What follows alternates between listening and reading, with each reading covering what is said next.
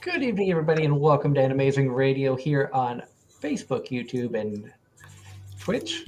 I'm your host, Doug Engler. Joining me in the co-host seats, as always, are our good friends Angela Rose Hello, everyone. and Darren Starling. Hello.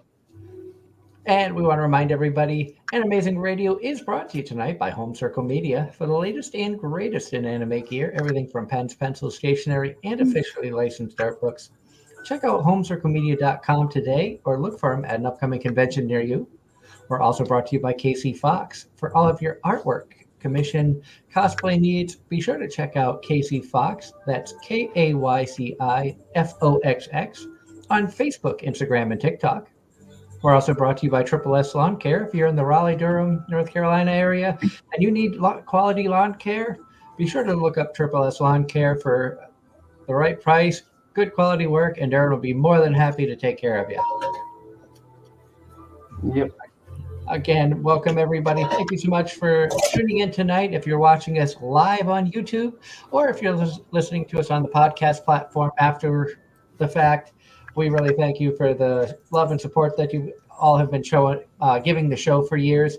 We are honored to have guests on, which I was joking around a little bit before the show, telling them that 8 years ago today, I posted about having them on the show, I think for the first time back when we were on the Hazy Radio Network. So I've known these two amazing cosplayers for a long time, and it doesn't feel like it. But we are honored to have Hatake and Sahara joining us again. So, thank you guys so much for coming on, especially on kind of late notice. Oh, thank you for having us. We always love being here. It's always a good time. And John Knight says it's been 6 months since the last time you were here. Someone's keeping track. John Knight is full of the trivia related information when it comes to dates and people and whatnot. A plethora of knowledge. John Knight's like our statistician unofficially. With the knowledge that he has is unbelievable. And we really love the fans who tune in. We've got some amazing people who join us on a weekly basis. And first and foremost, we want to congratulate you guys on being guests at Pop Cult Anime earlier this year. It was really cool to have them on talking about the convention, promoting the convention, and announcing you guys were going to be cosplay guests. Oh, thank you. Thank you. We really enjoyed that. It was such a cool experience to be invited to do that and actually be there being a guest. We really enjoyed our time there. It's a nice little convention in August and we had a good time. And how did that differ from your normal convention appearances like an Anime Boston or an AAC where you're so focused on Masquerade and everything like that, where this time you were one of the focuses? I think it was a lot less stressful. Because we're typically going and doing competitions, so we pretty much schedule Saturdays completely out. We're usually booked completely dealing with the Masquerade and the cosplay competition, and really planning our day and everything around that. Making sure costumes are working, running through things with our handlers, and really just being focused on having those costumes in top shape.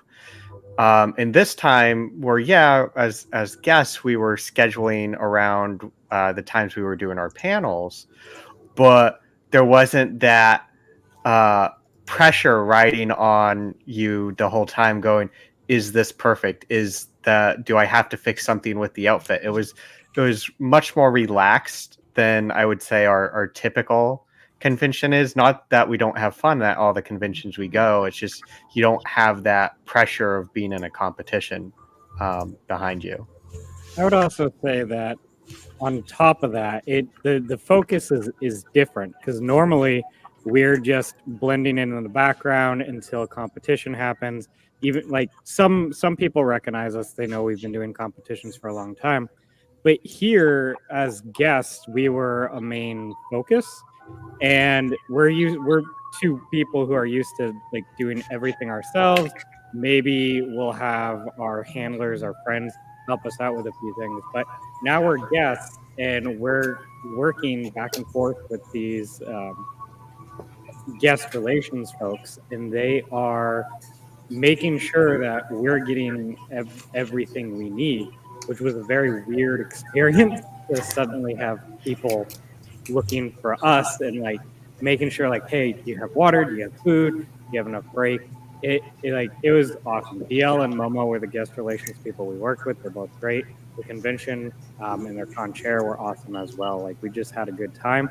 And it was a different experience because we weren't focused on that competition. We were just there to have fun and meet people, and we got taken care of, which was a pretty cool bonus that we weren't expecting. Knowing Deal is a personal friend of mine, has been for years. He is one of the nicest people you will ever meet, even outside of a con. So I'm not surprised that you guys got that A-list treatment. Knowing that crew. Yeah, they were awesome. Yeah. And unfortunately, with the move that I made this year, conventions have kind of dwindled down to. I don't think I'm going to be making a con the rest of this year. But how has the year been for you, convention-wise? I know Anime Boston, you were in the Masquerade. Did you have any other masquerades that you were entered in since then, or? Well, yeah. So we did Anime Boston, got second place in that.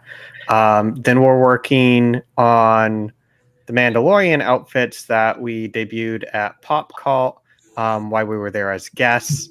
And then we've got AAC lined up in 2 weeks. We'll be competing in the Masquerade there. And then maybe Anime New York City.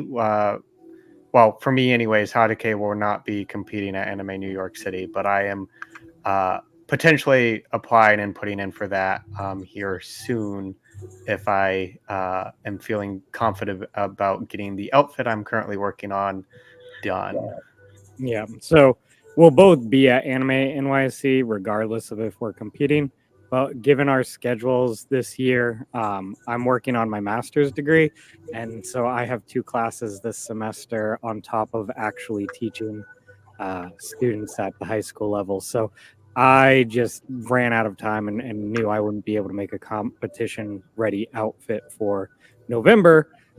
So I won't be competing at Anime NYC, but we're hoping that Sahara has a chance at it. So I'll be supporting him in the role of handler if he gets accepted into the competition.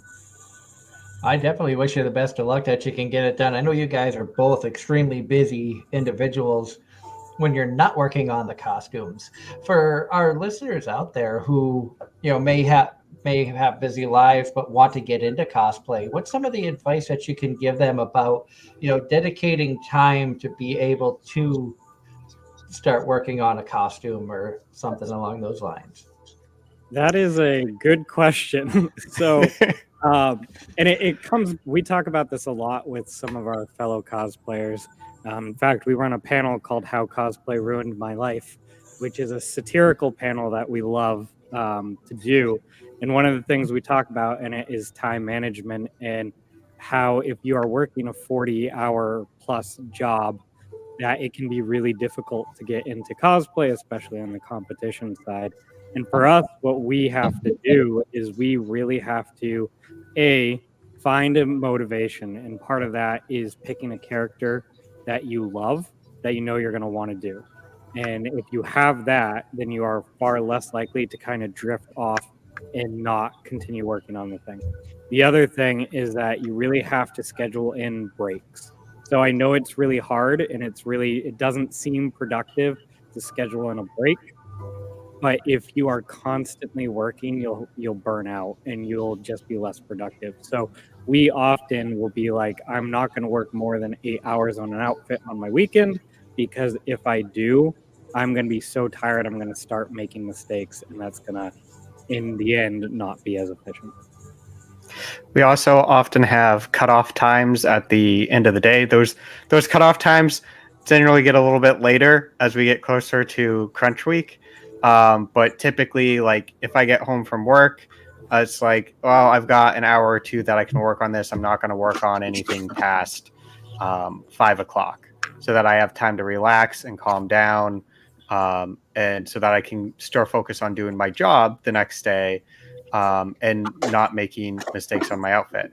It also helps, one of the things that I find that helps motivate me is we do have a Discord with friends that we compete against. And so we kind of have rivalries going on because we compete against each other. And so, like, they'll post a picture about how far along they're on their costume. So it's like, oh, so and so has made this awesome, great thing. Now I need to get there. And so I'll post a picture, and it just goes, it keeps us fueled by showing off to each other. That Discord is a lovely thing, but it's also a terrible thing because we see what each other post and we're like, oh no, I'm not going to be able to keep up with that. I'm going to have to do something new or something more creative. But yeah, I mean, if you're looking to get into cosplay, whether it's competition or just for fun, keeping in mind to keep those breaks, keep that motivation, and then also don't decide 3 weeks before a convention that you're going to make a costume. Like, you're going to burn yourself out. I generally recommend. I have met people who compete that way. They decide 3 weeks before a convention they're going to compete. And I've seen people win awards, but it is very tough to do. We typically, for our costumes, are scheduling 3 to 6 months out. So give yourself plenty of time is the other thing I would say. And I know somebody who, 1 year for Anime Boston, we shared a room with a person who built a full fursuit Friday night, early Saturday morning for judging Saturday afternoon in the hotel room. That is Having made fursuits before, that's crazy. There was like 6 of us in the room, and I think we were vending that year. Oh my gosh. Well, I hope it worked out because that is top. If you're able to pull that off, that is top talent. He got it completed, but didn't win any awards that year, unfortunately. But Anime Boston, you see a lot of top-notch cosplay in all divisions. Getting it completed enough to be judged that quickly is a feat in and of itself. Like that, I'm impressed. I'm definitely in awe of that because that's a lot of work. Yeah, it's crazy. It was a lot of effort on a lot of people's parts, and I know, like, my wife and I fell asleep while they were still working on it, and that was like 3:30, 4 o'clock in the morning, knowing that we got to be up to work a table in Artist Alley for 12 hours. So that was a bit insane. That was the year that Sentai Filmworks had taken over one of the channels in the hotel. So you got like the first 2 episodes of a lot of different shows. So that was at the time they were showing My Love Story and Akame Brilliant Park. So we were watching like the first 2 episodes of those in Japanese, which I ended up going and watching the whole series of both of them, and both were actually really good. Mm-hmm. But being up that late, and it's like, okay, we got anime on TV. Then they're just him and some of his friends just went to work on building this thing. It's like, okay, we're going to bed. We're tired. Good luck. Yeah. And hello, Ross. So glad you got in. I hope you had a good run. And our guests tonight are our good friends Hatake and Sahara, who have returned from being guests at a convention recently and focusing on their next masquerade competition up at AAC in a couple of weeks. But you mentioned that you guys have been doing panels, and I know you've done them for a few years now. What are some of the panels that you put out there, and what do you cover? So we currently have 6 panels that we offer. One of those is armor, how to make and move, which is kind of my bread and butter. I put that panel together because I love making armor, and I felt that there are not enough armor making panels out there. So I run that panel. In fact, we'll be running that panel at AAC here in a couple of weeks. So that is one of the ones we do. We're pretty well known for our How Cosplay Ruins Our Lives panel. We've only done that one twice. It's 10 when it runs. It's generally a later in the day or later in the night panel, just because it requires 6 master level cosplayers to come together and run a panel together.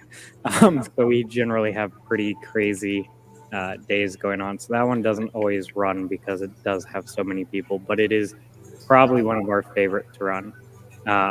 And then we are also really well known for our cosplay and science panel, where we combine our love for art and science, because we're both scientists. I teach science. Sahara actually works as a scientist. And so we run that panel. We've been running that at, I think, every convention we've gone to outside of Anime NYC for the last like 4 years. So we run that one quite a lot. It's always a big crowd gatherer. I think we've always had a filled out panel room anytime we've run that. So that one's a lot of fun for us.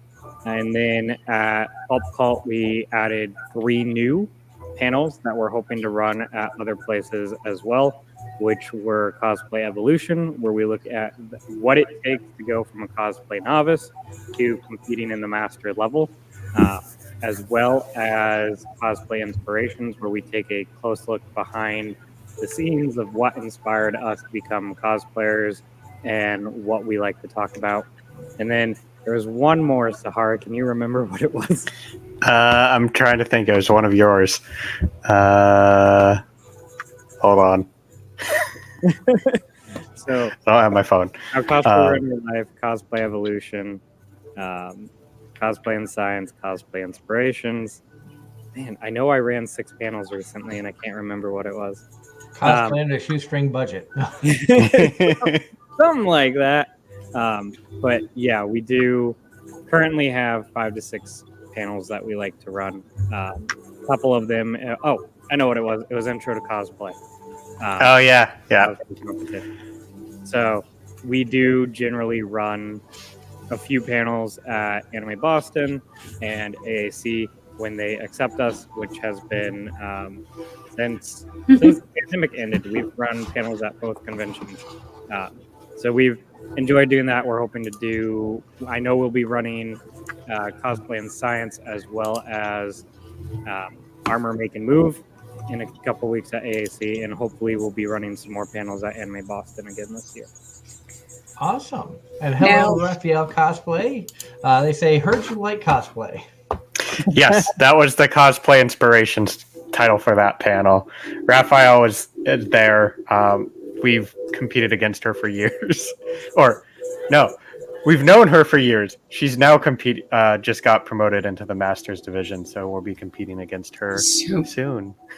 So the important question for some, have you two traveled to a convention outside of New England, New York? Yes. Yeah. I have competed at SakuraCon, which is in Seattle. And Hatake we've both been and competed in Otakon when it was still in Baltimore. And then Hatake has been to but not competed at Anime Central. Yeah. And I've been to Sands of Anime in Florida as well. So what prompted, like, when you're choosing to travel like that, what made you choose those specific conventions over any of the million other ones that are out there right now? So when we started going to conventions back in 2006, there were like the big 5 anime conventions, and it was Anime Boston, SakuraCon, Anime Central, Otakon, and I forget what the other one was. Probably Yeah. So I've always wanted to go to SakuraCon, and last year happened to be, traditionally SakuraCon is the same weekend as Anime Boston, and every like 5 years there'd be different dates. And so last year it was a different date. So I was able to get to it. I went and competed solo because Hatake wasn't able to get the time off. Sands of Anime in Florida, I happened to be in Florida at the time it was going on and saw it in the newspaper, as it's a very small convention. And it was in the town right next to the one I was in at the time, so I just went to it. Otakon again was one of the original like big five, and so we had wanted to go to it, and we went there the last year it was in Baltimore before it moved to DC. Yeah. So typically we compete in New England, and then we started going to Anime NYC a few years ago, just because we really like when we're competing. We like doing big cons, but we also like the New England area. It's a lot easier for us to travel with the heavy armor outfits that we generally do. With Anime Central, it happened to be that at the year that I went there, I was working out in Tennessee, and I could not make it back to New England for Anime Boston. So I went, what's the biggest convention nearby? And it was Anime Central. So I did not have anything to compete with me, so I just went, but it was a good time. That was, like 10 years ago now. But definitely in choosing conventions, a lot of it's when we look at like going to conventions we haven't been to before, we're generally looking at, does it interfere with the conventions we already go to? And then for competing, it's really about one of the reasons we compete so much in the New England area is we can drive to pretty much everything.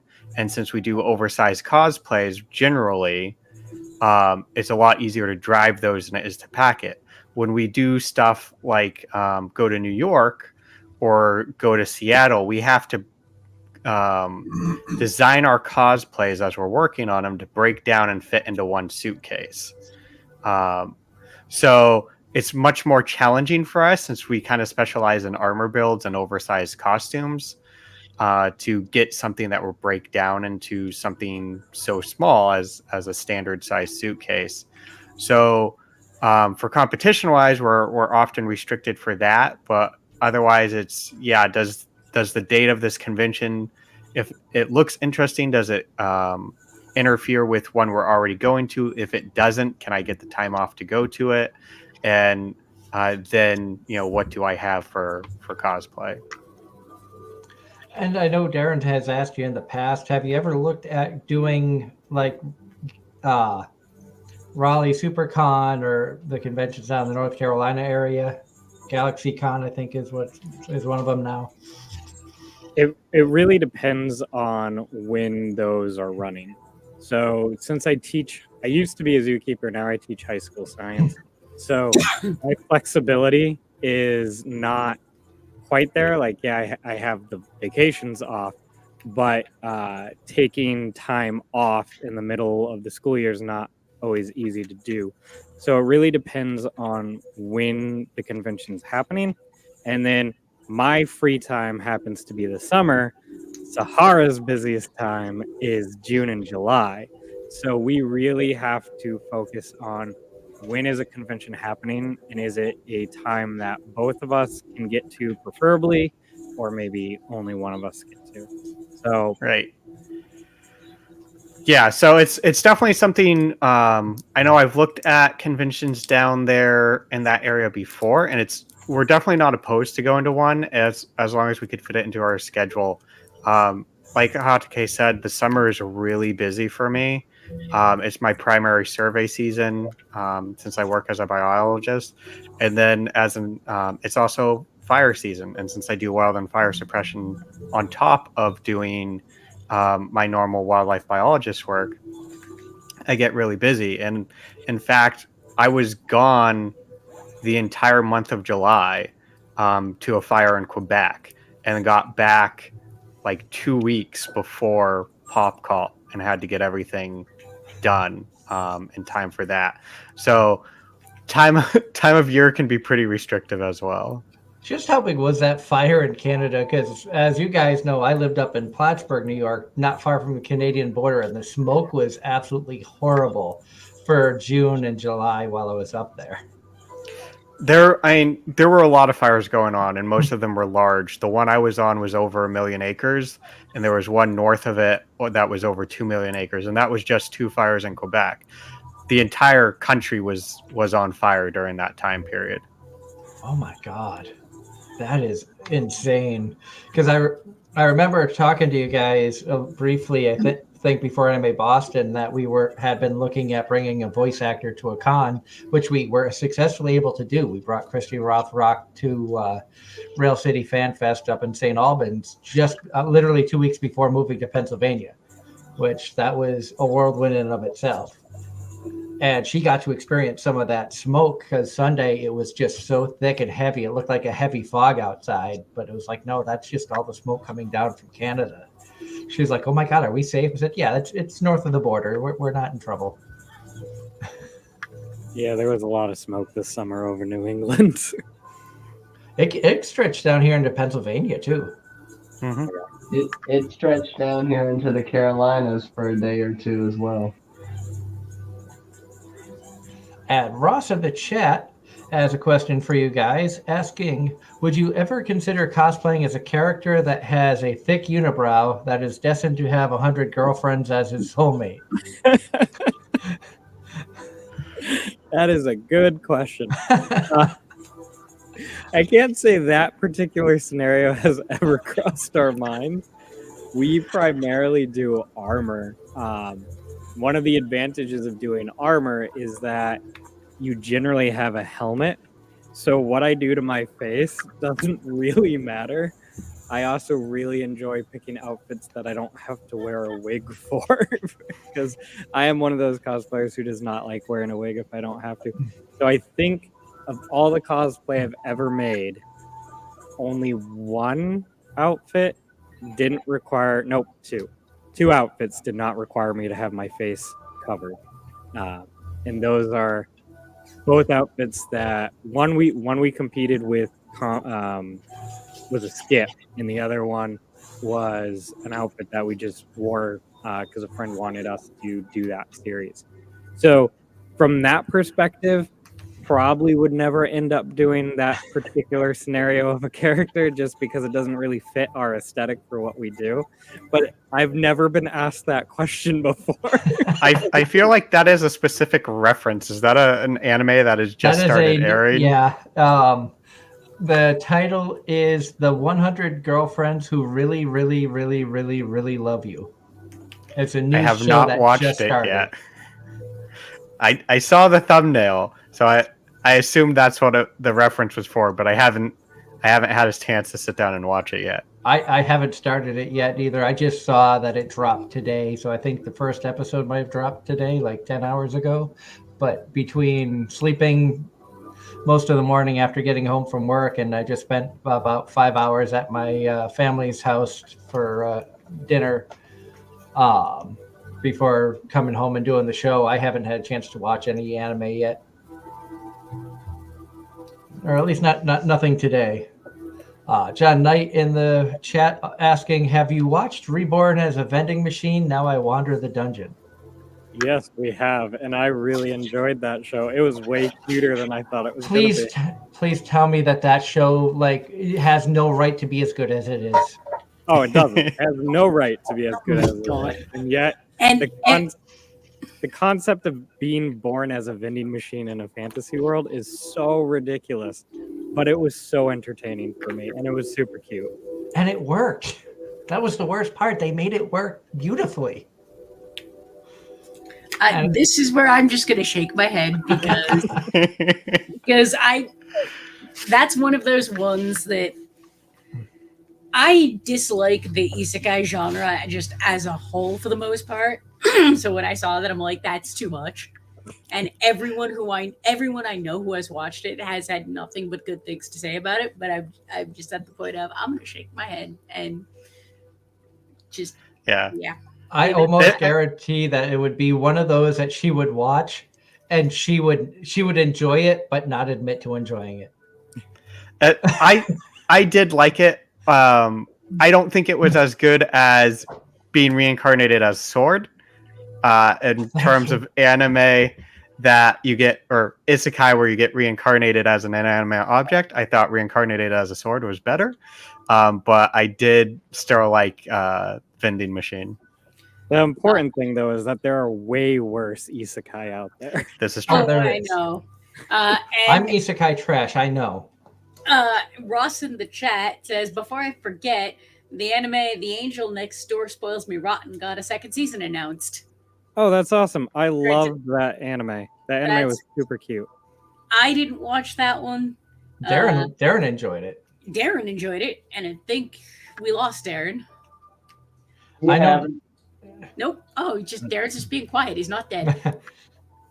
Darren has been sick today and has been under the weather, so we may lose him at some point throughout the show, which is totally understandable. And understandable. That's. Do you have any questions or comments for our guest, Darren?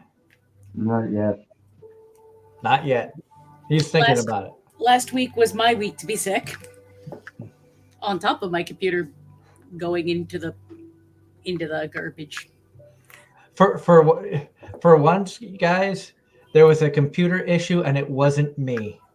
my PC decided it needed to be replaced, and budget allowed me to do that. Subsequently, new PC was set up Monday night. And for the new viewers out there who don't understand that reference, Hatake and Sahara have been guests on the show multiple times over the past 8 years. Before going to StreamYard, they knew if they came on, there was going to be some sort of technical issue. Every time. Every time. Yep. So when I said that there was an issue and for once it wasn't me, that's why you got that reaction of them kind of laughing, going, I almost feel like you don't believe it. I mean, I was just sitting here going, there hasn't been a tech issue yet. No, my PC literally got replaced last week. But brand new PC that is capable of running the brand new games. So there's that. But again, we're excited to have you guys back on, and we've kind of gotten into the habit of bringing out a couple of times throughout the year, just to check in, see how cosplays and things have been going. What has been some of the feedback you've been getting? As you said, you've been doing panels more at conventions. Have you gotten a lot of good feedback from other cosplayers, people that come up to you and say you've kind of inspired them to want to get into cosplay or anything like that? Yeah, I mean, we've really gotten into panels. It's one of my favorite things to do now. So generally when I go to a convention, I'm looking to either run a panel or compete. With the except, there's like very, very few times where I go just to enjoy myself, which sounds weird, but I enjoy myself when I'm running panels, right? That's one of the things I really love doing. So when we go and we run these panels, especially the ones where it's teaching like how to make armor, the vast majority of the people who are in those panels are new to cosplay, or they are wanting to get into cosplay. And I've always looked at it as, here's a chance for me to answer some questions, because I know when I first started cosplaying, especially doing armor, I had lots of questions, and if it wasn't for channels like Punished Props and SKS Props, movie cosplay, like if it wasn't for those people, I would have never been able to do a lot of the stuff that I do now. So here I have a chance to bring my knowledge and my experience and teach people how to do it. And I generally have very positive feedback for that. A lot of people have asked me for advice after a panel, or even during a panel, asked like, how would I do this? I always bring examples of armor that I've made and show examples so you can see what the foam looks like, how I attached it. And I also like to bring examples and talk about how there are other ways to make armor besides just foam. We talk a little bit about leather, we talk about Warbler, we talk about 3D printing. So it's a really all-you-can-eat buffet of different types of armor. A lot of those panels are just one type, right? Just foam or just working with Warbler. And I found that a lot of the people I talked to after panels have really appreciated that. And I know when we were at Pulp Cult, I actually got a message from someone, I think it was Saturday night. So after we had already run 3 of our panels, and we had 3 more panels coming up on Sunday, a person messaged me and said, hey, I didn't know that all these panels that I was going to attend were you guys, But when I saw the schedule 3 weeks ago and I saw the names of these panels, I was like, I need to go to these because these are my top choices. And they went to 5 of our 6 panels that we ran. So I feel like they enjoyed it and we enjoyed seeing them. And they like people have always had questions for us and we enjoy answering them. So it's been a really good experience doing it. And we must be doing something right if people come to 5 panels over an entire convention just to see us talk about. Yeah, definitely. And having done a panel myself back to Anime Boston, you guys paneled right after I did last year. It's kind of crazy, like the feedback and the energy you can get from the crowd, even though my panel was small. Talking about podcasting, how I got involved, some of the behind the scenes of the stuff that we do with the show here. It still is kind of exhilarating when you get to talk to people and meet some of the fans face to face. It's a weird feeling. It's a good feeling, but it's just kind of weird, especially when you look at like I've been doing the show for 9.5 years. I don't view myself as a celebrity. I don't view myself as anything more than someone who has a platform to give back to the anime community as a whole. You know, cosplayers, artists, creators of various types, as well as the voice actors and stuff. So it's kind of neat to hear, meet the people who have watched the shows or listened to the shows in the past. Get to meet some of the cosplayers or guests I've had on the show that may have not have had a chance to meet yet. And, you guys know that I have hyped you up for years, at least 8, because I love the work that you guys do. And as I said before, you guys are very deserving of all the praise and accolades that you guys have received because you work hard at your craft. You're very good at it. And it's wonderful to see you using your knowledge and passing that along to future generations of cosplayers who are starting to look up to you. And, I really hope other conventions out there take the initiative of bringing you guys on as cosplay guests because you are very deserving of it. On that note, question from the chat: what is your to you guys? What is your favorite convention? Ooh. Well, I would say we have a very special connection to Anime Boston. It was the first convention we ever went to. I've never missed a year since I first started going, which was 2006. So it is that particular convention is very important to me. It's the one that I always want to win whenever we compete. So I guess in that sense, Anime Boston is probably my favorite one, but that's because I view it as my home convention.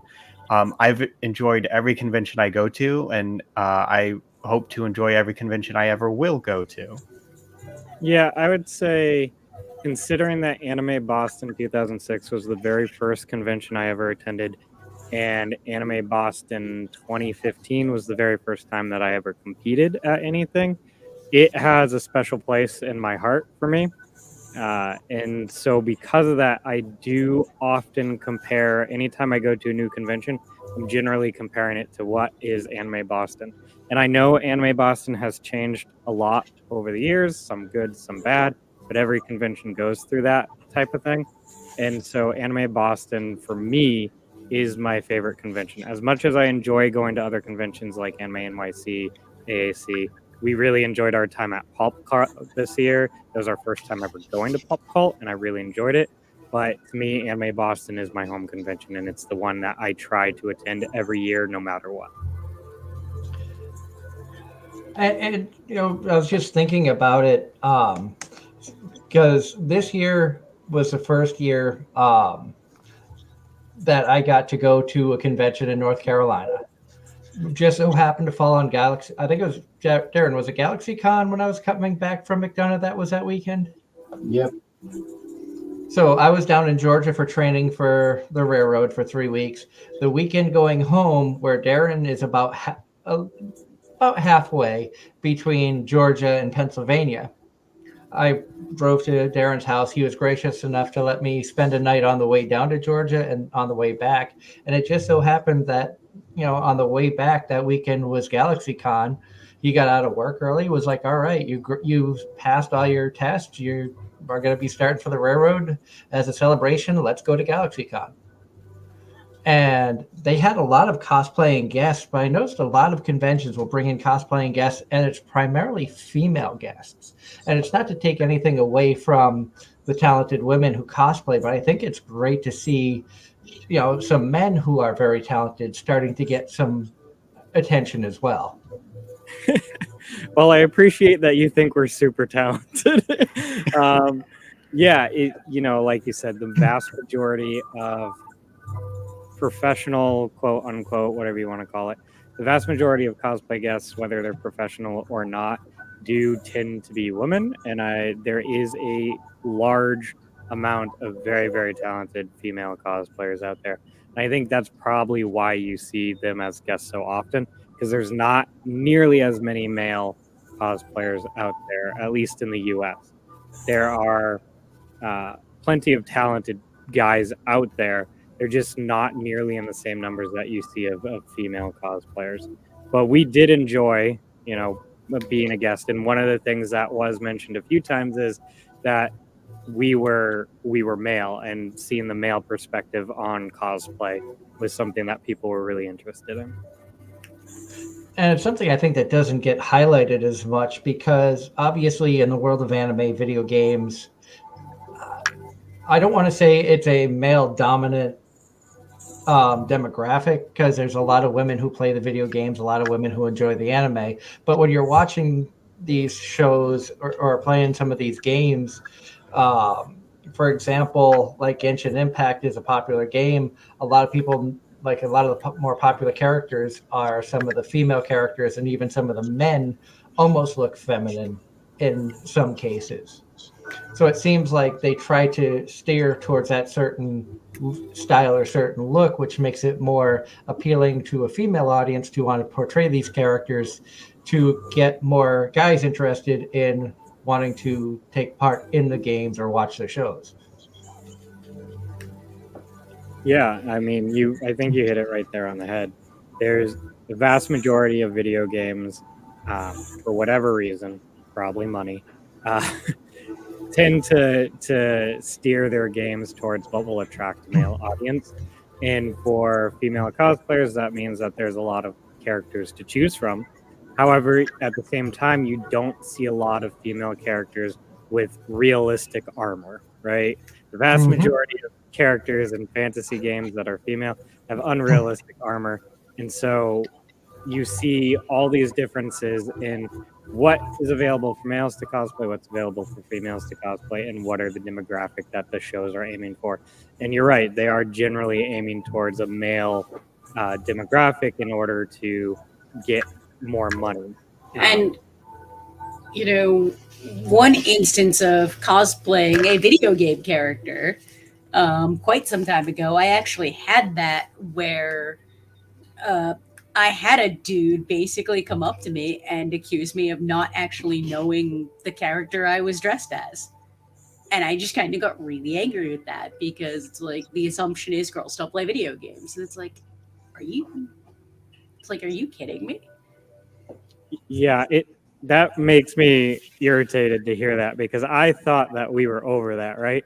That we have gotten past the point where, yes, women play video games, women watch anime, they cosplay. Why are we gender gapping it? Like, it should be like everyone should just assume that people who are cosplaying that character understand that character. I don't understand why there are still guys out there that do that. I'm sorry you had to experience that. I mean, it is what it is. It's something I kind of laugh at now. I mean, I was angry for all of 5 minutes, and then basically decided to laugh about it with my friends, who we kind of turned it into a joke, and just kind of was like, yeah, that asshole, blah, blah, blah. Because life's too short. Yeah. It's still that happened. And I do laugh about you talking about, how women are portrayed, especially in fantasy animes. Female warrior, has armor covering like she's wearing a metal bra, and underwear, and that's about it. Everything else is exposed, and it's meant to look attractive and da da da da. And we've joked around about that on the show in the past, going, it's so unrealistic. Yep. And the video, and to a certain extent, the video games do it. The video games do it too. It's all fan service. Yep. But I think some of that is also you definitely see a difference in the you see a difference in the American made content versus the Japanese made content. Yes, you do. And there's still the fan service, but it's definitely portrayed differently. Roshlik in the chat says, Doug, stop watching Bikini Warriors for the armor. I'll be honest, I've never watched Bikini Warriors. I didn't know it existed, but I am not surprised. I've heard of it, but I have not seen it. It does kind of make fun of the whole bikini armor genre. And Yep. Ross in the chat also says, for Darren, all you need to be feeling better is 1 Sprite to help ease the stomach and 2 romance/fan service harem anime. You'll be healed in no time. I think that kind of sums up Darren. Yep. I don't know if Sprite or if it's just some good sweet tea being down there. But I also feel like through the years, and this is another subject we've talked about on the show multiple times, is as we've gotten older and have been involved in watching anime, and with so many new shows coming out, we've kind of seen how anime has somewhat evolved over time, and also how our taste in what animes we like has changed. Do you think as you guys are getting older, that's also kind of changing your view, as younger versions of yourself might have been like, oh, it's kind of neat to see all these female cosplayers, to where now it's like, we're just as good as they are. Why don't people need to, take the male cosplayers a little bit more seriously? Well, yeah, I would say that we definitely have changed our viewpoints over time, especially on what anime we watch. We quite often joke about, and I know there's a meme out there about how the older you get, the more slice of life anime you start watching. Right? When you're young, it's like everything is shonen.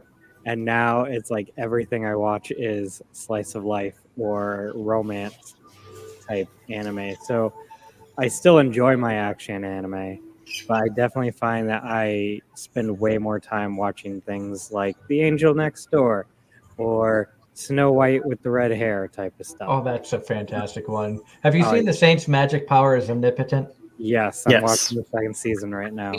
I'm waiting to start that because Leanne and I were watching that together for Spy Family and Saint's Magic Power. We wanted to watch those together. The romance that I really enjoyed last season was My Attack on Happy Titan. Romance Time.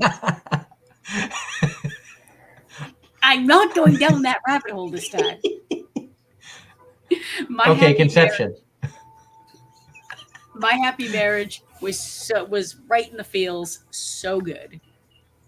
I have not seen that one. I'll have to look at it. That one's on Netflix. Okay. It's a Netflix exclusive. Yeah.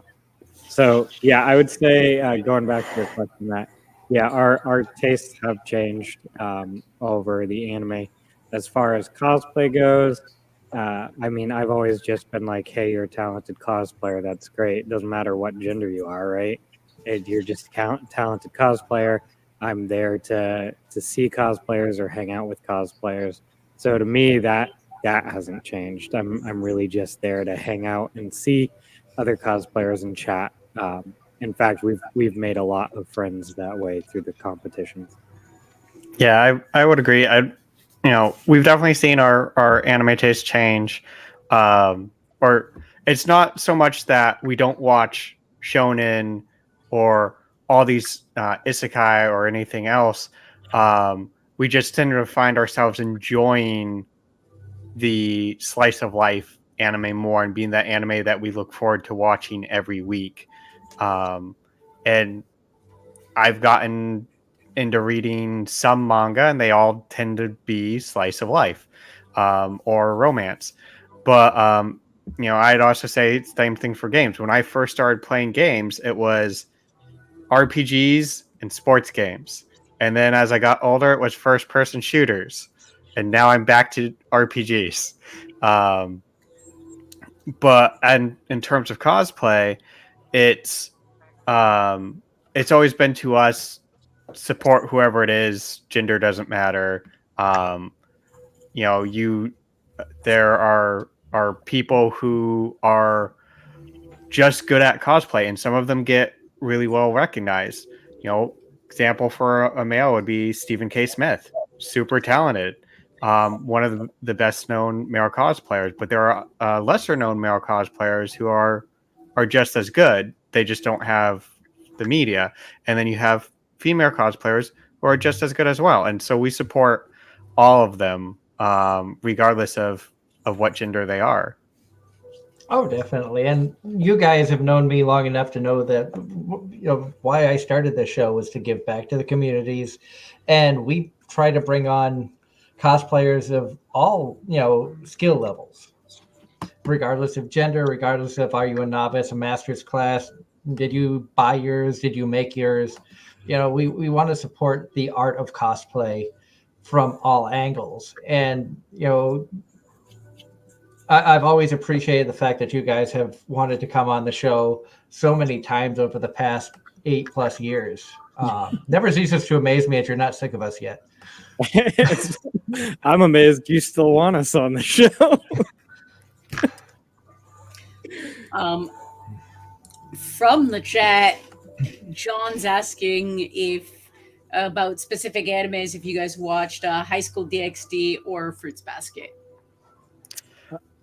Yes, we have seen High School DxD. We've seen both the sub and the dub. And same for Fruits Basket. We've seen the original Fruits Baskets. We've seen the newer Fruits Baskets, though I haven't finished the newer Fruits Basket. But I've seen both subs and dubs for both of those. Yep, same here. Really enjoyed the original Fruits Basket. Enjoyed the remake of Fruits Basket.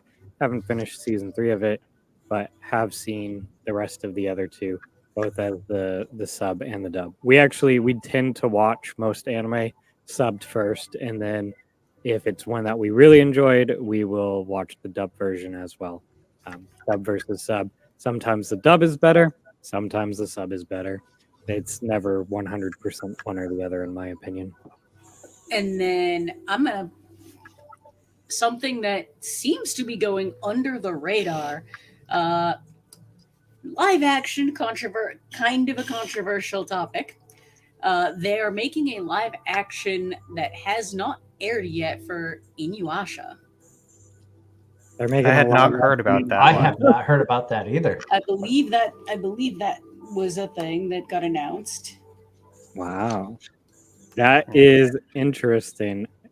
Inuyasha is such an old series now that's weird to me that they're gonna try to capitalize on it with the live action. Because normally you see that with at least the Japanese live actions, it's normally something playing off the popularity of a series. So yeah, I mean, you're right. Live action is can be very controversial, very decisive. There have been good ones. The Initial D live action movie is very well done. But it also tends to be on.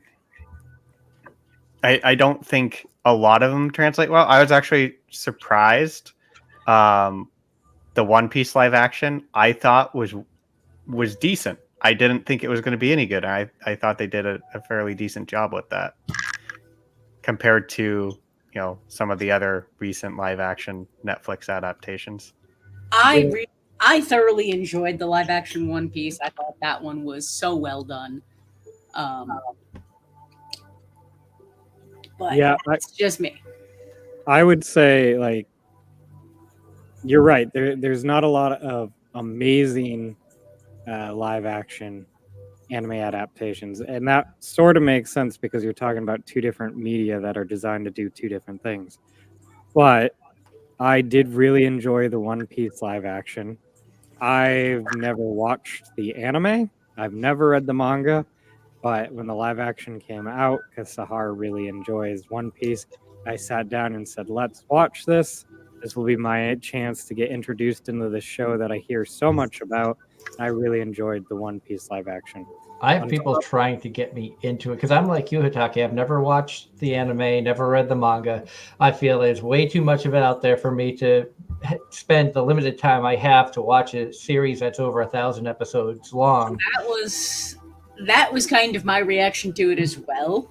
And then we watched the trailer, and my husband has read the manga, and we watched the trailer, and I'm like, okay, this looks awesome.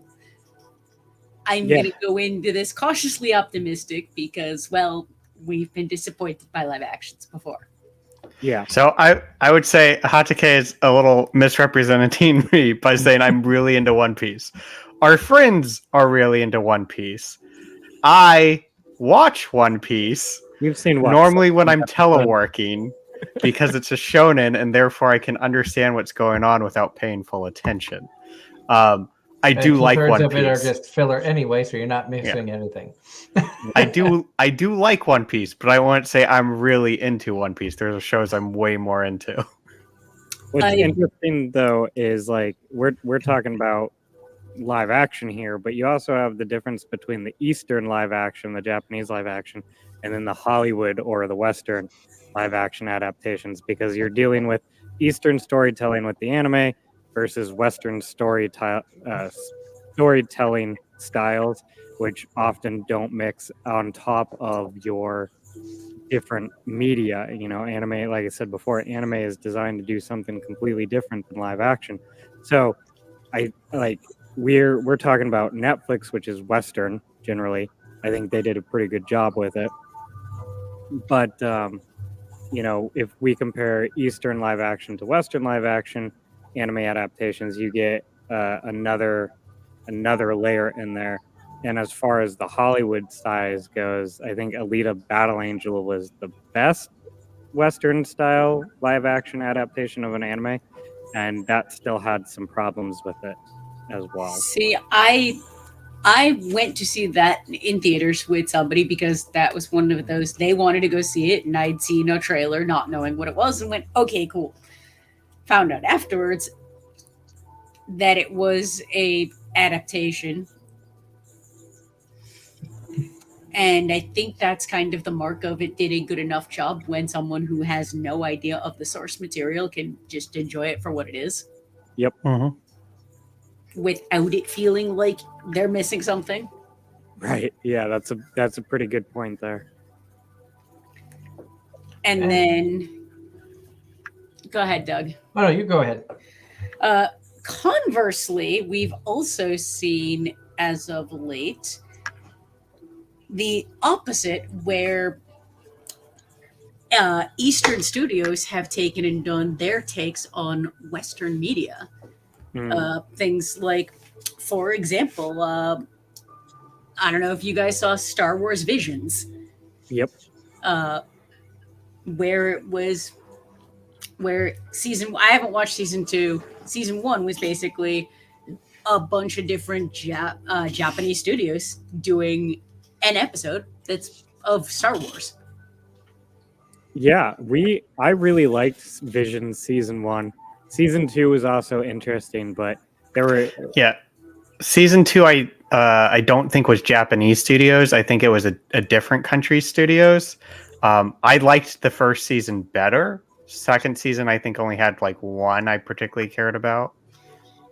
I only watched season 1, but and some episodes were definitely better than others. And it was when we got to the episode done by Studio Trigger, within 5 seconds, I think we all looked at each other. This one's Trigger.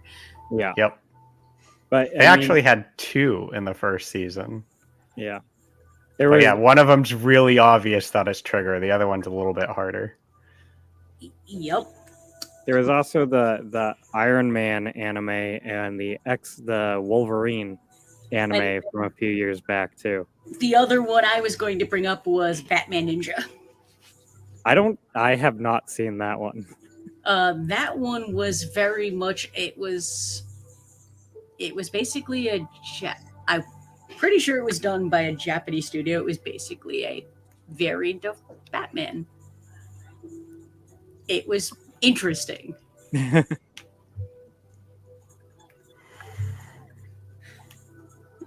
And John in the chat is asking about Attack on Titan. Why? Why are we going down this road again? And John Knight says, have you watched Attack on Titan? Angela's seen the first 3 seasons and the final season. Doug has seen 10 episodes, which is false. I've seen 1 episode and knew it wasn't for me.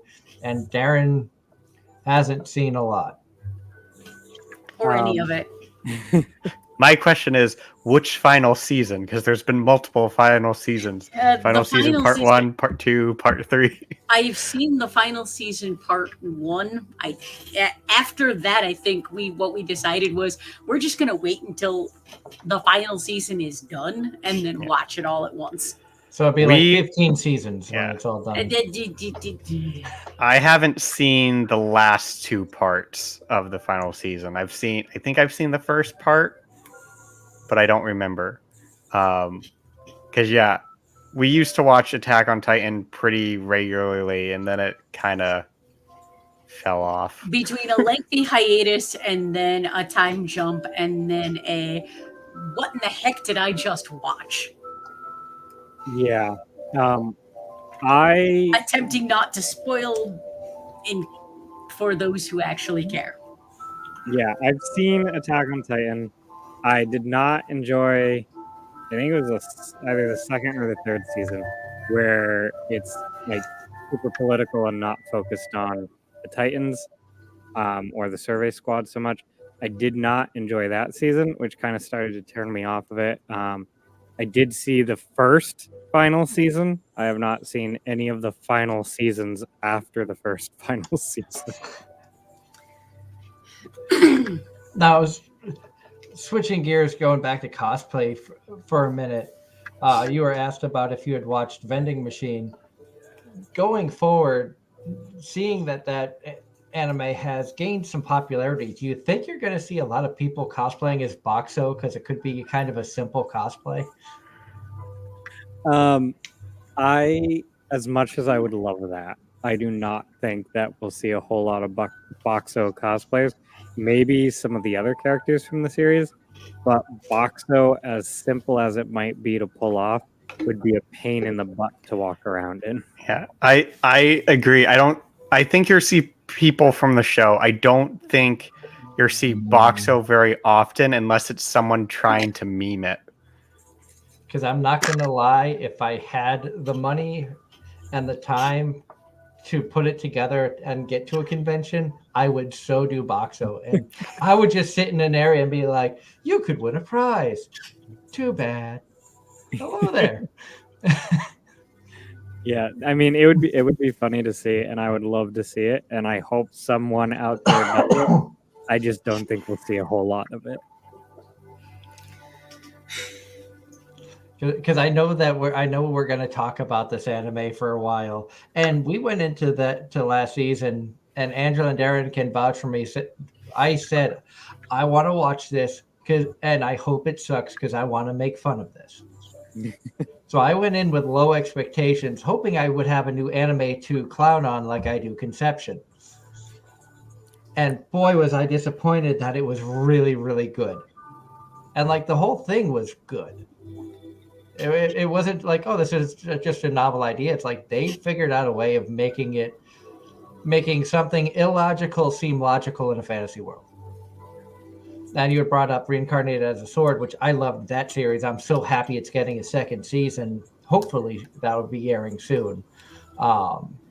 Because that was cleverly done too. But this kind of took the fantasy genre, take the isekai fact out of it. The fantasy genre kind of gave it a new spin on a weird idea. And Angela, you being a tabletop player, are there times in the tabletop world where you just throw something completely berserk into an RPG? Is there a time you would throw a vending machine into an RPG that can attack and be a main character? We a vending machine specifically, no, but we've done some ridiculous things with tabletop. We did have. I mean, somebody was carrying around a sentient sword for a while in one game.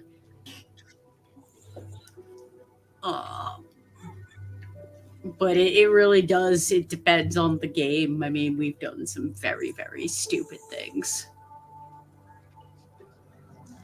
That's why, Angela, and I know you shake your head at it. That's what, if you went into it with the mind frame of fantasy genre with a stupid concept instead of isekai, I think you would enjoy it from that retrospect. I'm at a point where the reincarnated as insert an animate object here has been so overdone and is basically nothing but tropes from what I have seen that it's just like, eh. Now, Hatake Sahara, have you seen Vending Machine all the way through? Yes. Yep. What did Enjoyed you think about the final episode when Boxo got kissed by the girls? I've seen the memes about that come out already, so I'm like, somebody else who has actually seen it all the way through, and maybe a little spoiler there, but not really much. It's just funny how it happened. So I was curious about your opinion on it. I didn't really think too much about it. It was just, to me, kind of predictable trope. For that. Yeah, it felt like a very predictable trope. Like as soon as he appeared in the area where he originated from, we kind of knew what was going to happen. Like it was going to be that whole shtick going on. I didn't think too much of it. I thought it was a little silly, but for the style of anime it wasn't that unpredictable. And still a better love story than Twilight. I am going to shake my head at that too, because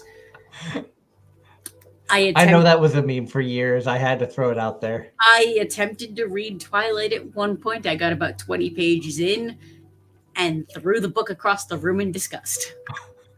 It was, for point of reference, my degree is English literature. I read a lot. And subsequently, a poorly written anything for me is just a big, it will kill something for me.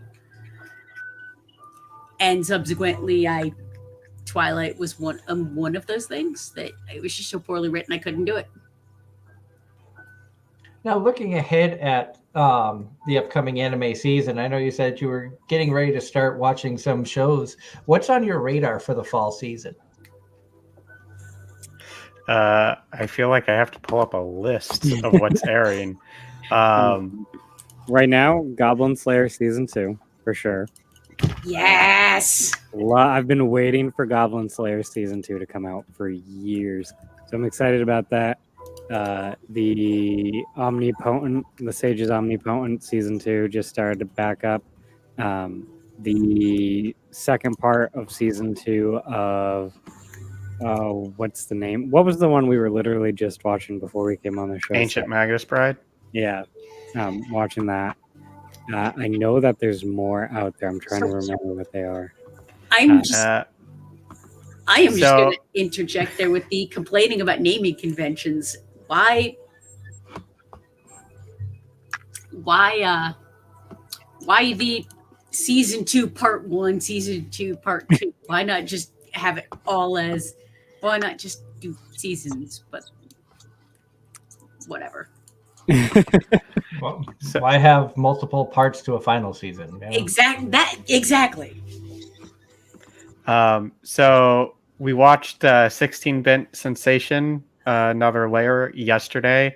That was really interesting. We just watched Berserk of Gluttony today. That's all right. Scrolling. Goblin Slayer Season 2. Frierin's Beyond Journey's End. What We'll that was probably a- watch the new Gundam because we always do.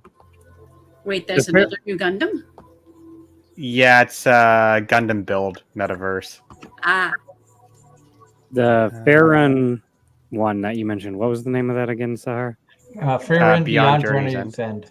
Yeah, so we watched that. That is an interesting anime. We've only seen the first episode of it so far. Yeah, but I mean that's all that's streamed so far. No, there's No, four there's episodes five. There's out. five Is there four episodes up. It's interesting because it follows an elf who is obviously very long lived, and it's like how she deals with the fact that these other people who have become important to her life are human or dwarves, and they die long before she will, and so she goes off on a journey, and like 50 years later comes back and is like, oh yeah, I was just gone for a little bit, and her friend is now old and gray and dying. So it was an interesting first episode. It will be interesting to see how it develops when we have time to watch the rest of it. And I pulled up a picture of Frieren here so everybody can see the main character. And I've touched on this a little bit before the show, telling Angela and Darren that I watched the first 2 episodes of this while I was stuck in the hotel yesterday waiting for my train to depart. And I wasn't expecting it to hit me in the feels as much as it did. Like I watched the first 2 episodes, and episode 1 hit me in the feels. Episode 2 continued with that kind of sucker punch to the gut of emotions that really not many animes have got me to like get those emotions, you know, and I was like, this is not your normal anime, not your normal fantasy style show. It seems like it's going to be something a lot deeper, and I may be reading too much into it, but I really like the fact that it's taking a concept that is overdone in media, not just anime, but in media. The hero's party, defeating the demon lord. You see that in everything from comics to movies to anime to video games. And it's always from a hero's perspective, or, you know, the demon lord's perspective, or things of that nature. Here it's a story about a mage that's an elf that lives so many years beyond human comprehension. And to her, 50 years is like a week to us, thinks nothing of it, and doesn't really grasp how much time goes by and how it affects different species in the fantasy genre differently. So it's kind of neat to get kind of a wake-up call of, oh, well, you know, she goes and attends a friend's funeral, and people are like, well, wasn't she one of his companions? You know, I haven't seen her show any sadness or emotion. Isn't that kind of cruel? Not, you know, and that's looking at it from a human perspective, but now the show is showing you what it's like from an elf's perspective, where time doesn't really matter because they can live 500, 600, 700 years. And it really hit differently watching it, and I don't know why it had the effect on me as much as it did, whether it be overtiredness from being in a hotel for 20 hours, or just, you know, it was one of those things that just hit that way at that time because it was supposed to, or something, whatever the reason may be. I think this has a chance of being a special anime. Now, it may not be the best anime of the season, but I think it's going to be one of those underlying special animes that's going to hit a lot of people in the feels. Kind of like Your Lie in April hit a lot of people in the feels. Angel Beats hit a lot of people in the feels. I think this one has the potential to be right up there based off of what I saw in 2 episodes. Now, I know I'm 1 episode farther than you guys, so I'm not spoiling anything. But I did look and see that there's like 5 episodes out right now, so I've got more of that to watch. And I got like, God, how many shows do I wrote down a list, and I got 1, 2, 3, 4, 5, 6, 7, 8, 9, 10, 11 shows that are potential watches, and I've started like 6 of them. A couple of them I'm waiting to watch with the wife. And one of them, I'm still on season 2, almost done with that before I can start season 3. And So- then I would say the one I'm probably looking forward to the most this season is Imminence and Shadow season 2 because I loved the first season, and Faraway Paladin season 2 because I also really enjoyed that. on the line of anime hitting right in the feels, from John in the chat, has an anime ever made you cry? I'm gonna let Sahara answer this first. Planet After Stories. Yeah, I mean, there's ones that I definitely felt like sad watching. I wouldn't say, or I was already in an emotional state when I started watching it, so I was more at the trigger. Planet After Stories is the first one that pops to mind to me as the first anime that really hit me in the feels, because I felt really relatable to that particular anime. Yeah, Hatake's hot list, so he doesn't cry. I did not cry during Clanad or Clanad After Story. Unlike Sahara, I cannot think of a single anime that I've watched that made me cry. There have definitely been anime that I watched that were like, ooh, yeah, I totally understand that, or I can totally relate to that, but nothing to cry so much that I can think of. But there have been some that I've watched that were like, yeah, maybe if I could cry, right? But yeah, no, nothing that I've cried at that I can think of. And John Knight in the chat also says the only anime that made him cry was Assassination Classroom, which I still haven't finished. The last episode of that hits right in the feels. I totally get that. I can totally understand crying at that. There's a couple where I'm just a very emotional person, and very sentimental. So there's episodes where I'll just get teary eyed, and we'll be watching stuff. My husband will just look at me. Are you crying? Tell me you're not. And I'll just then of course that will make me just start laughing at it instead. I think that's one thing that's really interesting about the media of anime and the entertainment in general is the fact that we're able to build such a connection with fictional characters.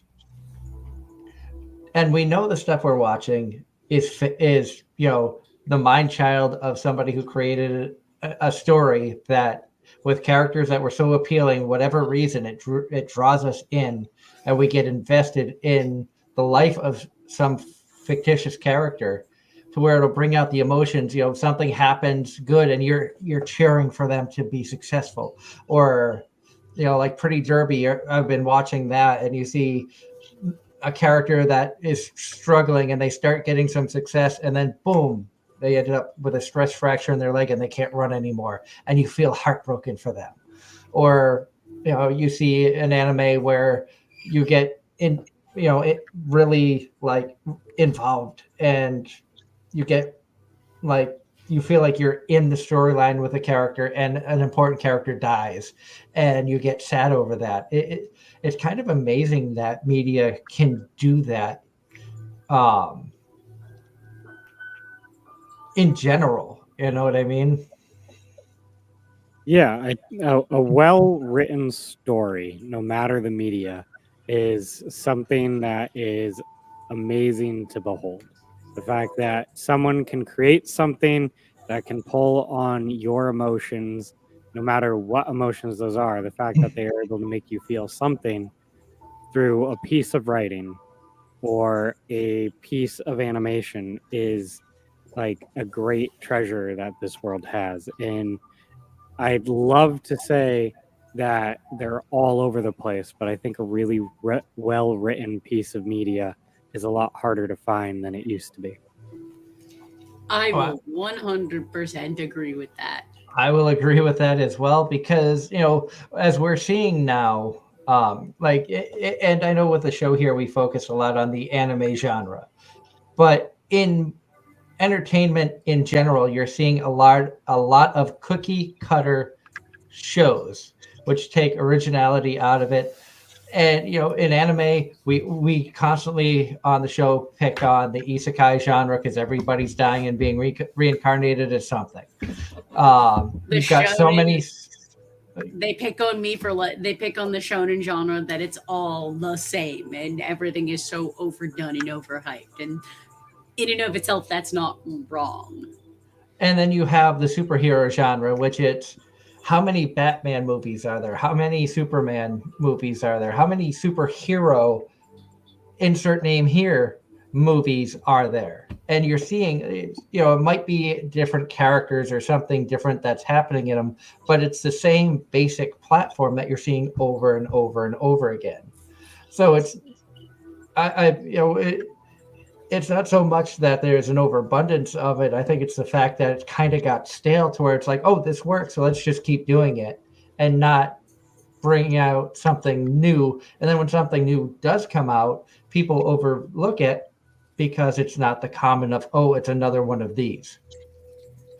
Yeah. I mean, to kind of touch on your point about writing, Doug, one of Doug and Darren's top picks from last year was something that I gave up after an episode, and I don't even think I got through 2 full episodes because the writing was just did not hit for me at all.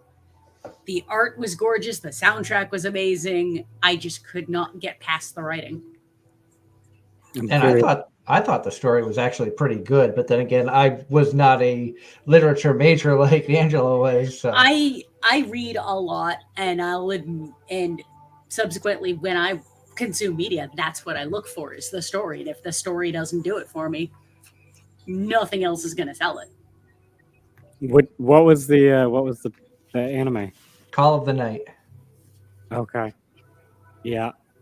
I would say, I can't remember if it's a year or 2 years ago, but it's an anime that was not well picked up. It was amazing, was Vivi.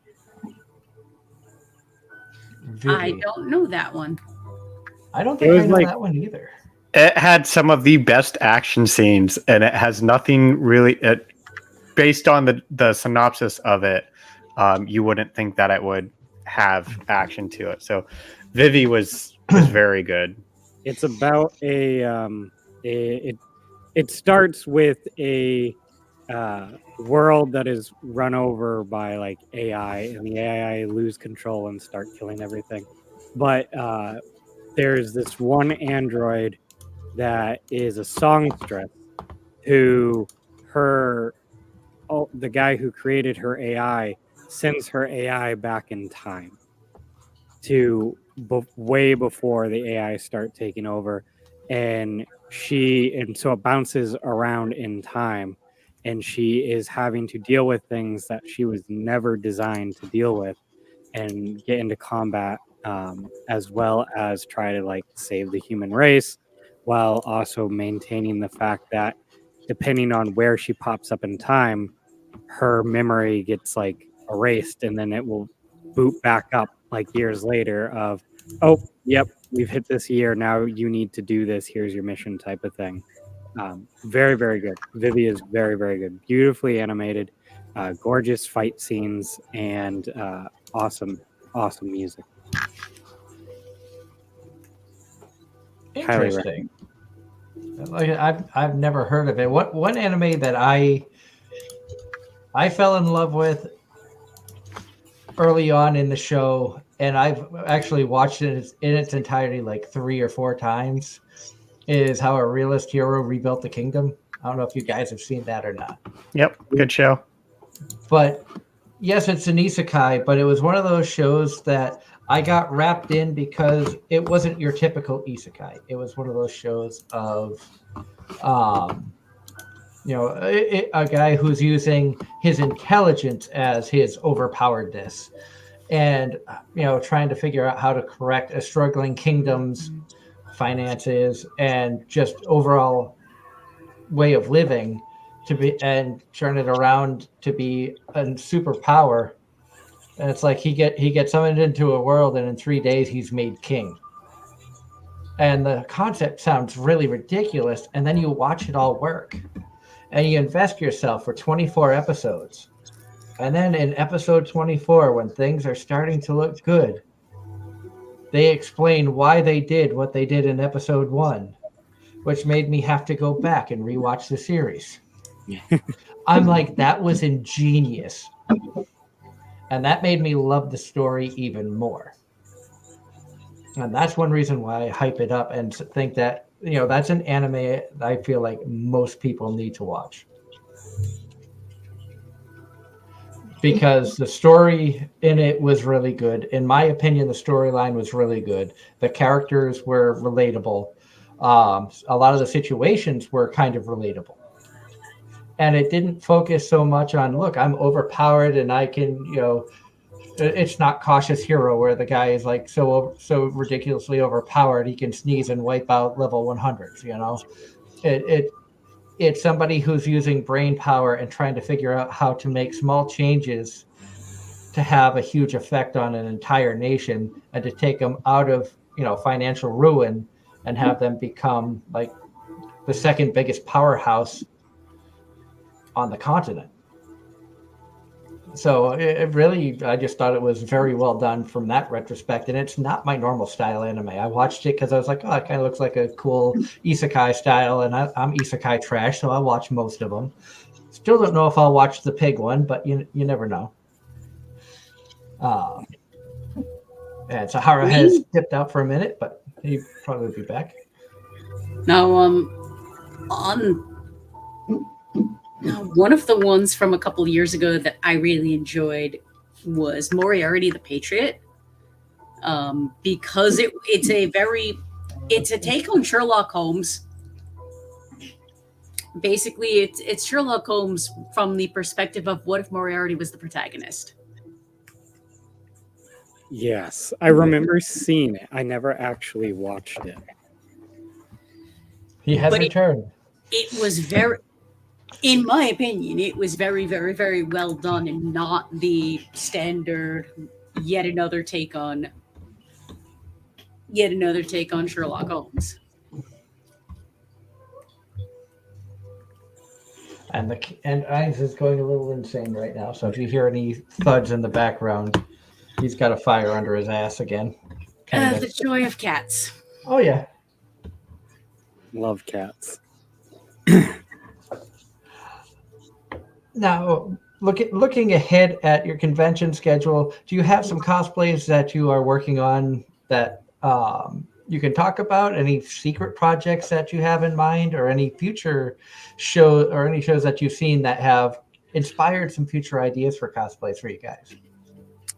Well, at this point, I think most people can guess what video game we're going to make a cosplay from, considering we've made 5 or 6 outfits from that particular video game. But I have decided to make another Monster Hunter outfit because I love making Monster Hunter outfits. There's so much detail and so much variety. I love them. So I am working on one. I modeled up the sword and shield because I'm going to do a sword and shield.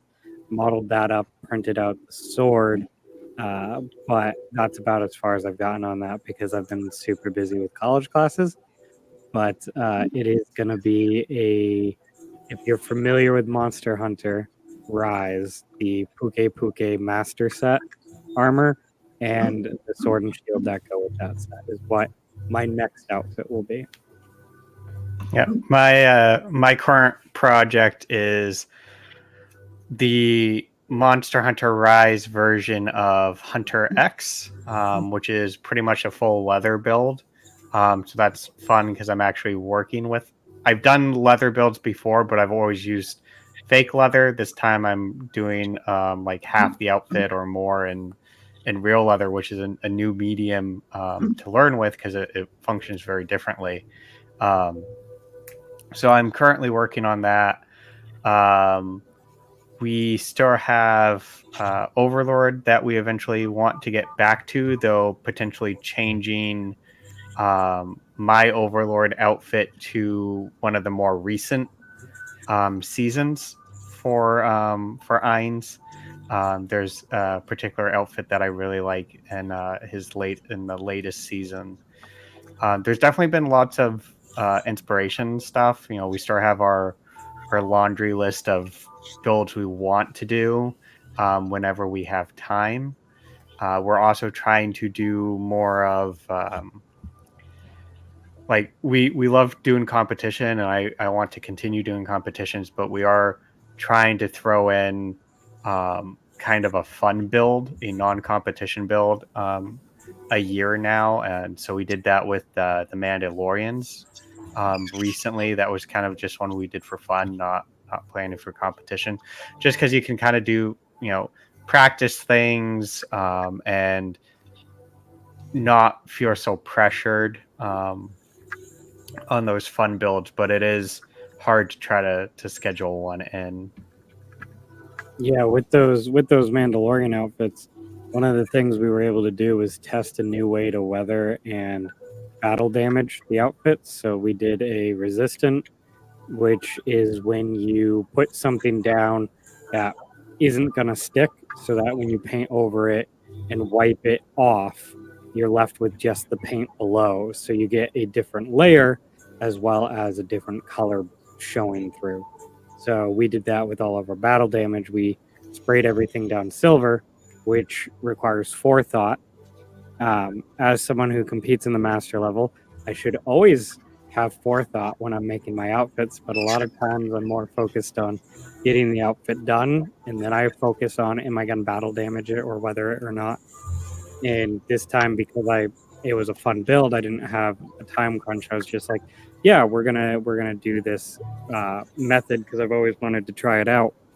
And so did that, sprayed everything silver, put my resist on in random places, chose to use toothpaste. Toothpaste is a good resist. And then painted over top of that, which gave us those lovely, I can see Sahara has it up as his background. Those lovely images there. All of the silver that's peeking through is from battle damage using that technique. That's kind of neat.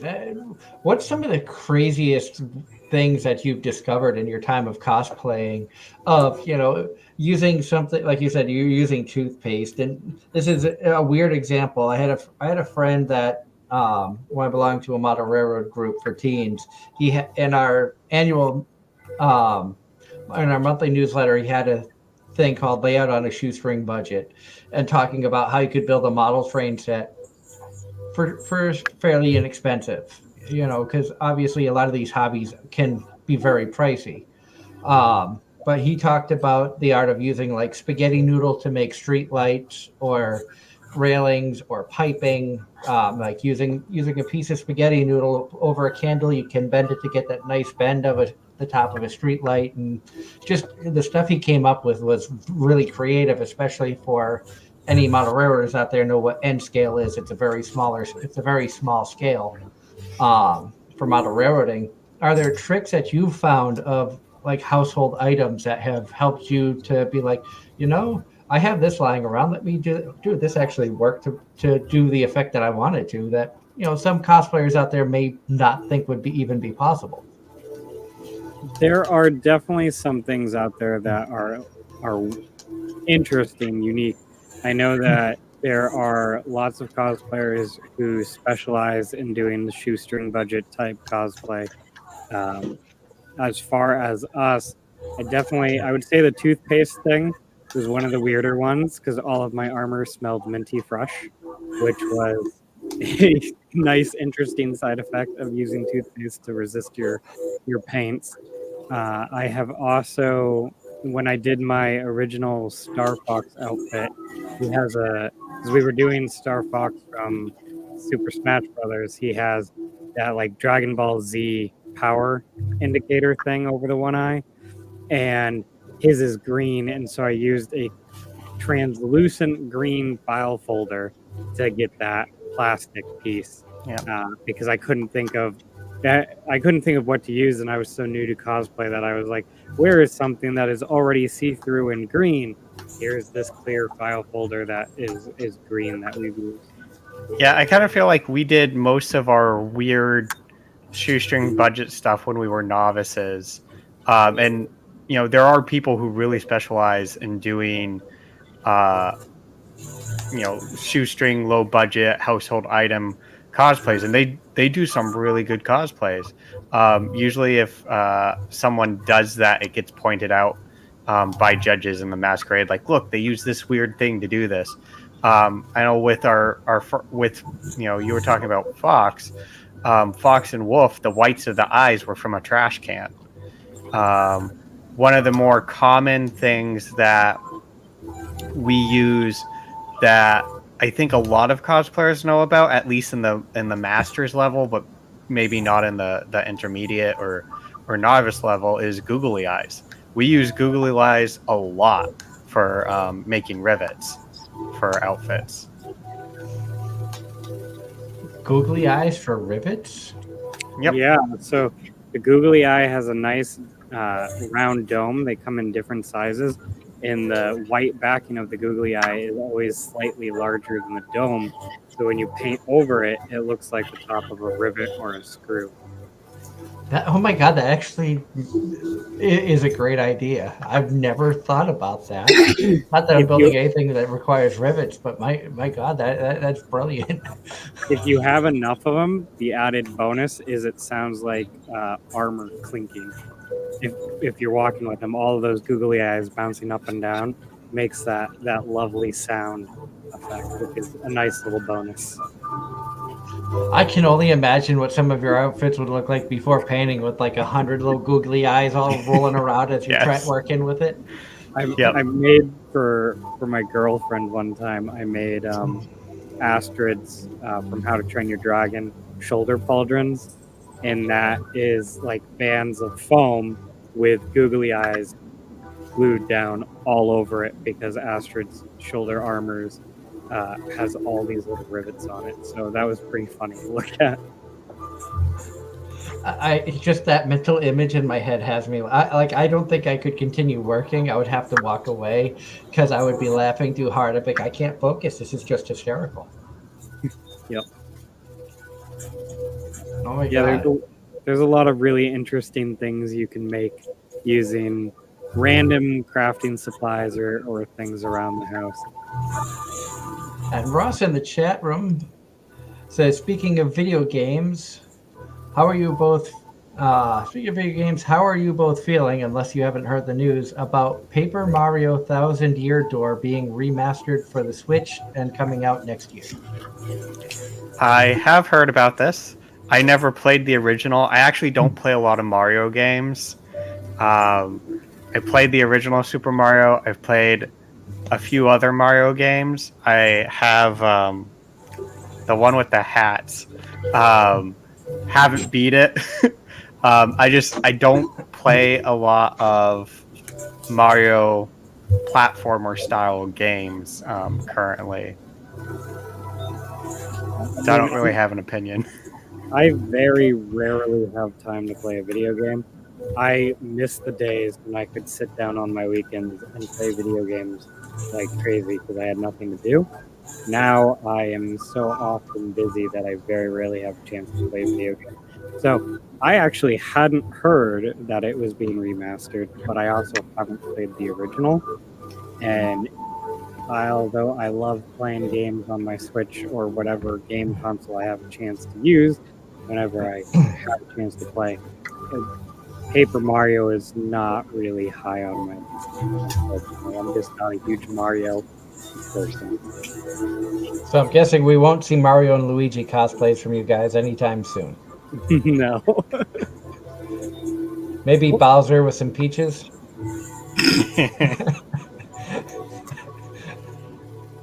And we have a cat that has made an appearance. This is Ada. Hi, Ada. So she is feeling a little needy right now because no one is around to give her attention. Usually, Ines will sleep on the couch right beside me, so I can just reach over and grab him. But he is back in the corner. I don't know if you can see him right there, but he's in that little net thing or whatnot, sleeping in the cat tree. Oh, nice. And we finally got a cat tree that's sturdy enough to handle Haru's fat ass. She is a solid cat. She big. It's hard to believe she was the runt and almost died when they found her in the woods, and now she's just like solid muscle. Yeah, Ada's a pretty solid cat too, but she's also very fluffy. Ainz is very fluffy, not so much. Like if Ainz had been a girl, we would have named him Senko. It would have been the perfect name because he's smaller. He's got the floofy tail. So like throughout the anime of Helpful Fox Senko-san, how he refers to it as floofy floof. And we still refer to Ainz as floofy floof, but because he always has a look of, no brain cells in there, just kind of staring off in space, we're like, let's just name him Ainz as a joke. And it just kind of stuck. And anybody who knows Overlord knows that, as much credit as Ainz gets, most of the time, he's just there, thoughtless, mindless, and going along with whatever is going on. Yeah. But still this big opposing character, which still has its merits. And I still say I'm Team Shaltier, and my wife is Team Albedo. I may have the minority on that side there, but I like Shaltier's character better. They're both. I think they're both great characters. They both have different things that make them interesting. They both add a lot to the show. If I had to pick one over the other, I'd pick Shaltier over Albedo. I think partially also because everybody just loves Albedo. But I thought Shaltier deserves credit as well. That's another show I started and then got way too busy and didn't go back to. I think we all have shows like that. Because I still need to finish Ancient Magus' Bride, Season 2, Part 1. In the chat, Ross agrees with you. Shaltier is best girl. Bringing this back a couple steps from the chat. Did you guys watch the live-action Super Mario Brothers movie that was out recently? The animated one with Chris Pratt as Mario. Yes. We did watch that one. Jack Black as Bowser was awesome. Yeah. We saw that in theaters because we had heard that it was pretty good. It was enjoyable. It felt very much like a Super Mario thing. Overall enjoyable. I wouldn't say it was the best movie of the year, but it was enjoyable. Yeah, we liked it. It was definitely set for a little bit different target audience than us, slightly younger, but it was good. Did enjoy it. We then the next week went and saw the Dungeons and Dragons movie, and I liked that better. Yeah, the Dungeons and Dragons movie was awesome.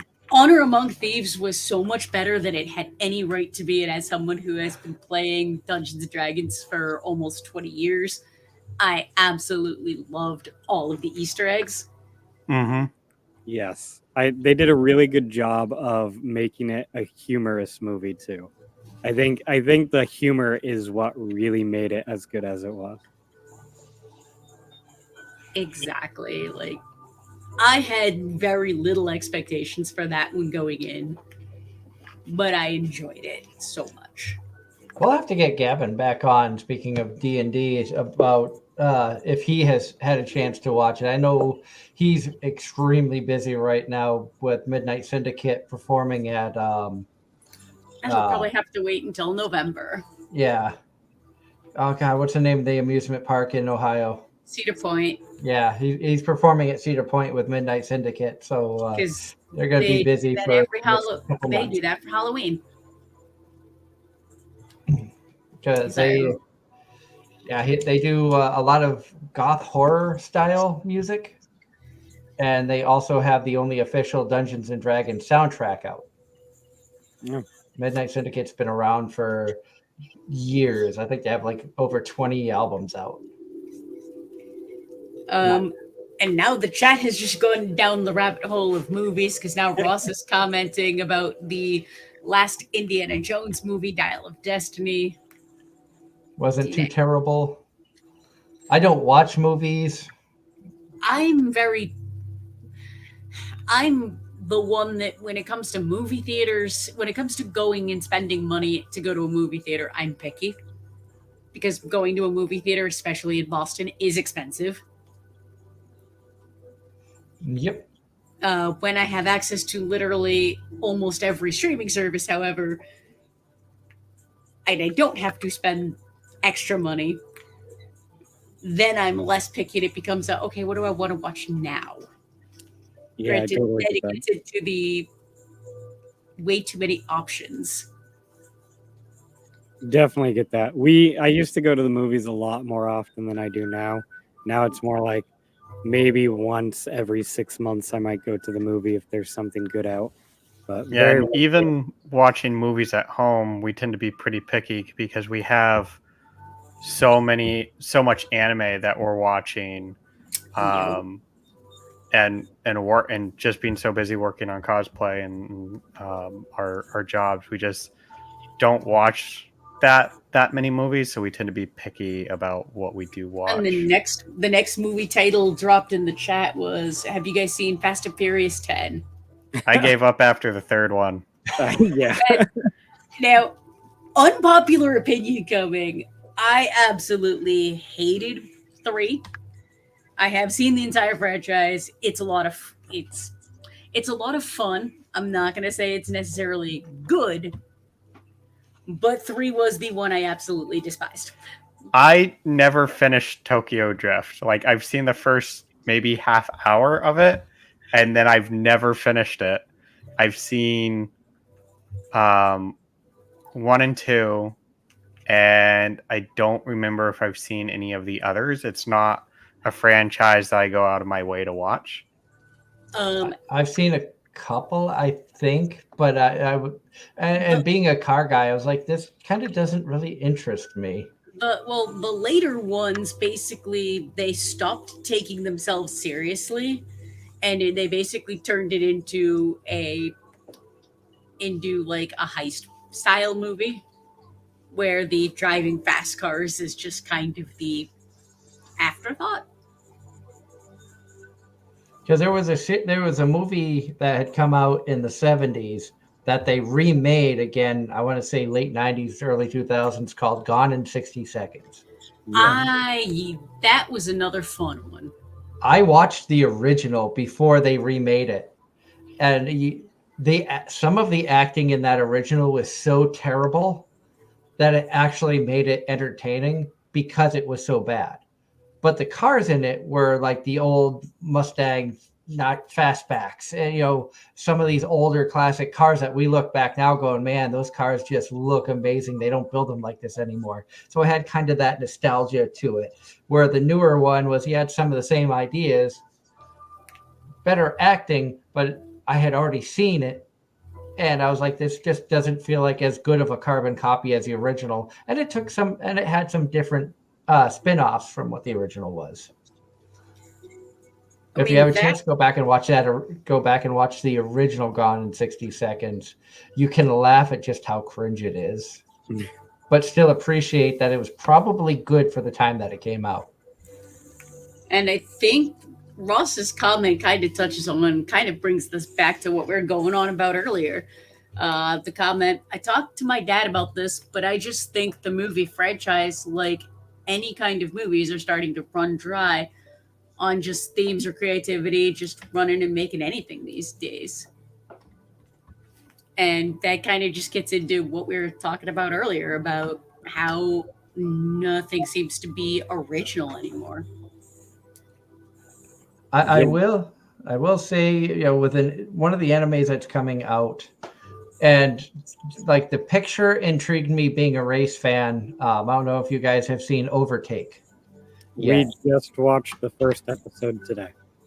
And I watched the first episode because I'm like, a racing anime could be good.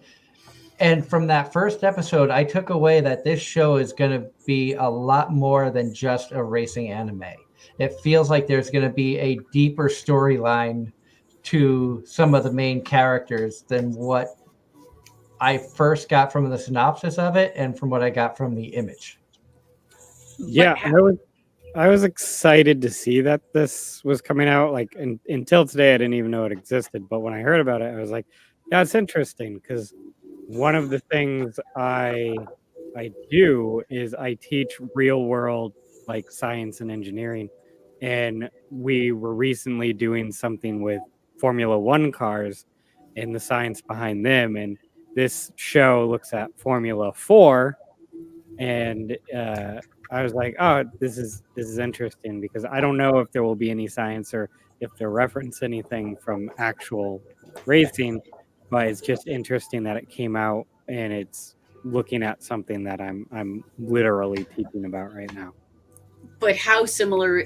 I haven't seen it yet. I haven't watched anything from this season yet, but looking at the description, it kind of made me think it was going to be a different take on like Disney's Cars. I don't even think I would compare it to Cars at all. For not what I got off the first episode. Just from the perspective of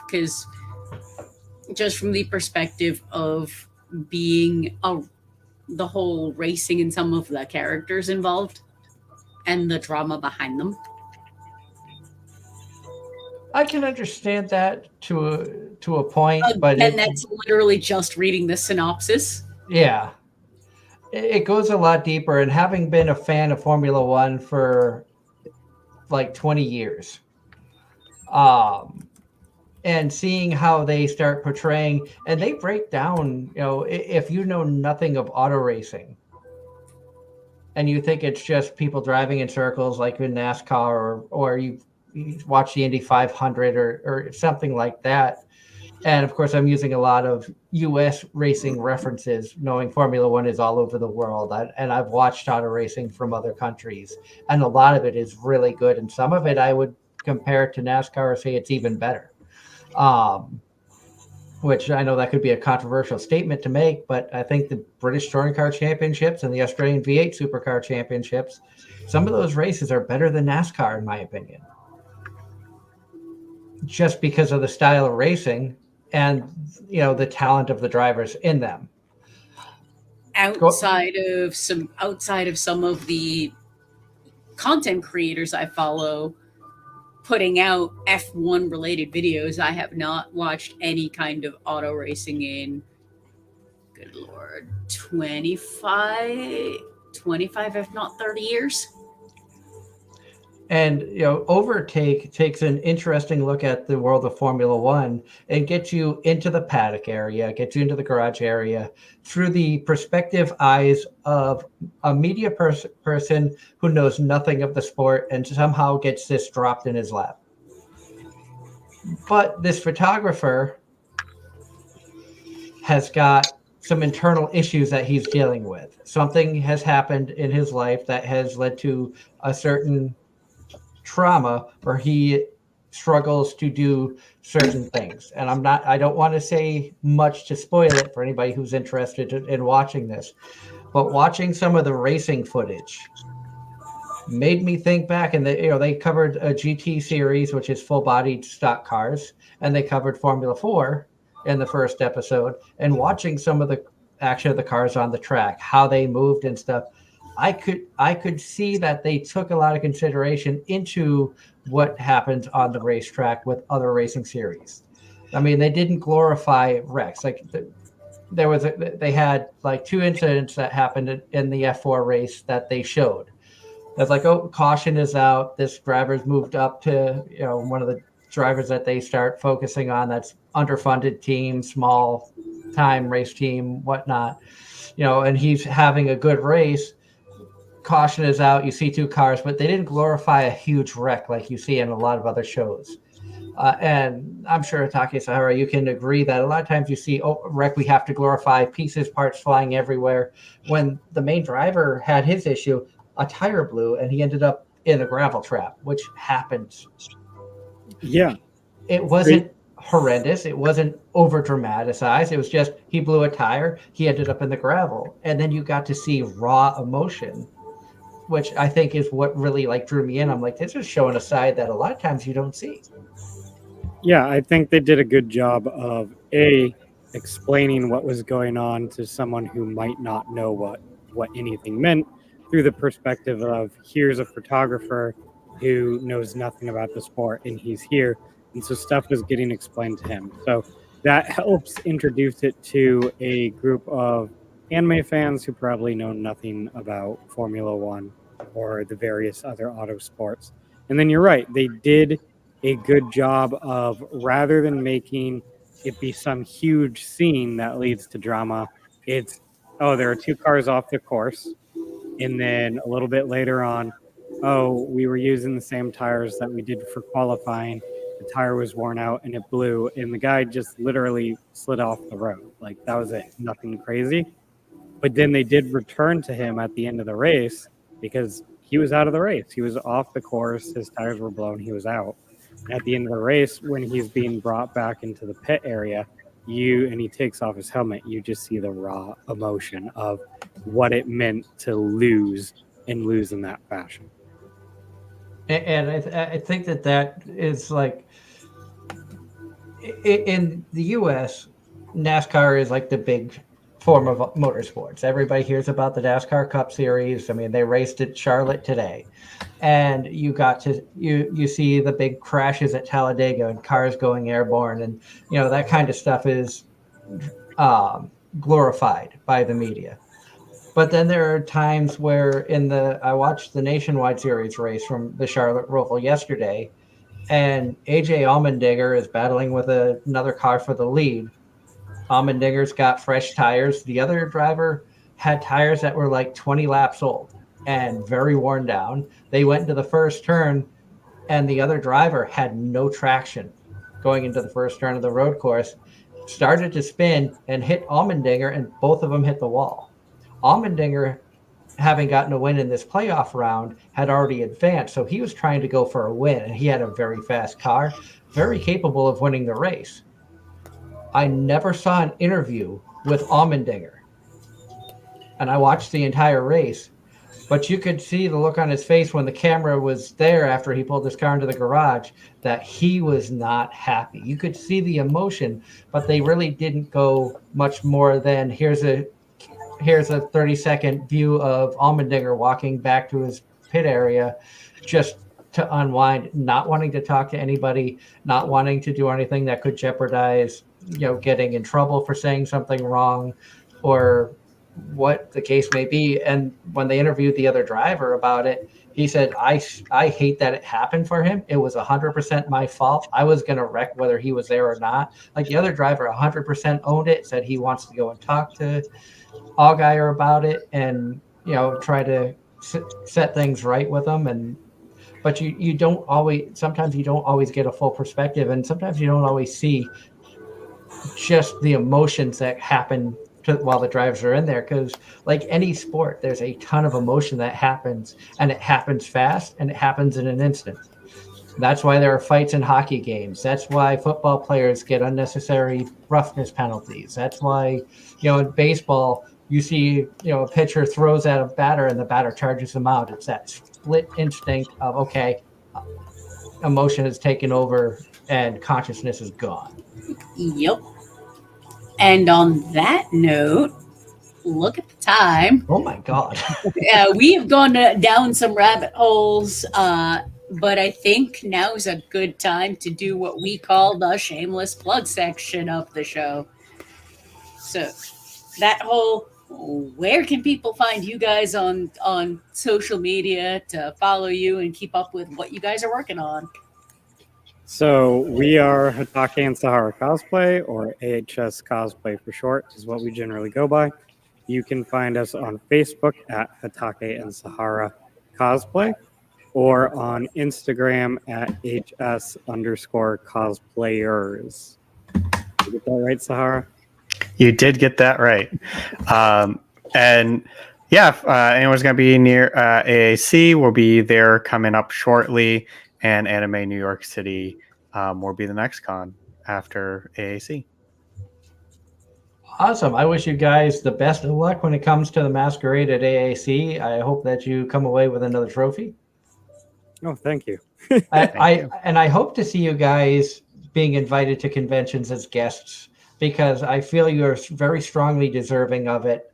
Knowing the cosplays that you have done, we've been friends for almost a decade, and seeing the work that you guys have created, I could only dream of having the time to do half as good as at the stuff that you guys do.